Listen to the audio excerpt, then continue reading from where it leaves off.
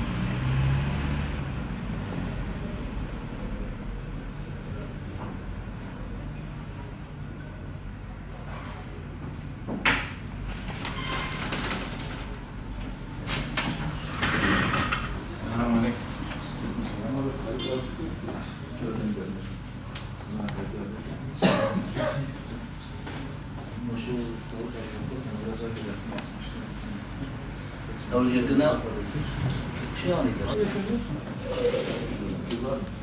Görüntüler var, polis geliyor, onları sarıyor, tekrar onları bırakıyor. Değil mi? Tabii, ondan sonra yakıyorlar, kapılarına geliyor.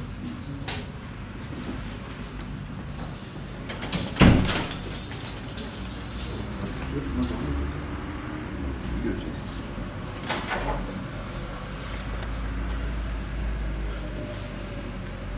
Polis vardı bile gördüm.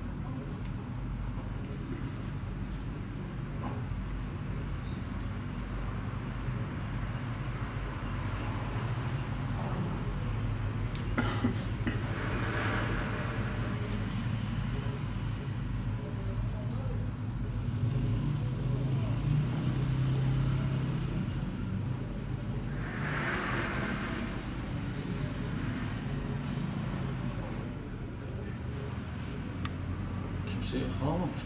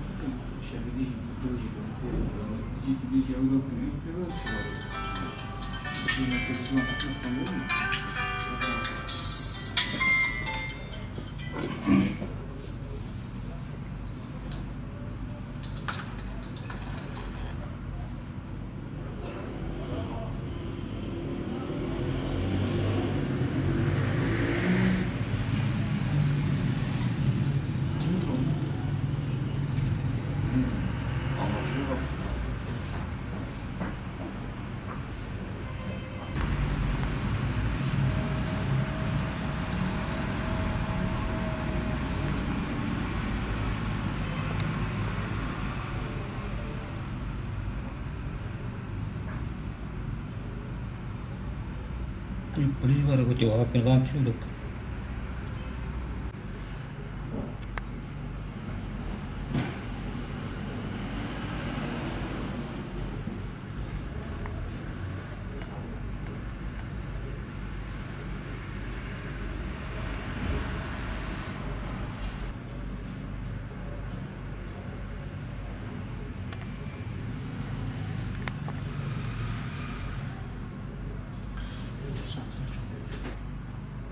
Polis kaydediyor şimdi değil mi? Polis kimlik kontrolü yaparsa kaydediyor. Yani falan mesela ödem var o saatte o kadar şikayetçi olabilir.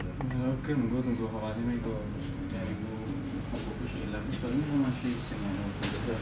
Benim marketime zarar vermiş diyor. Bana bir şey Yok yok.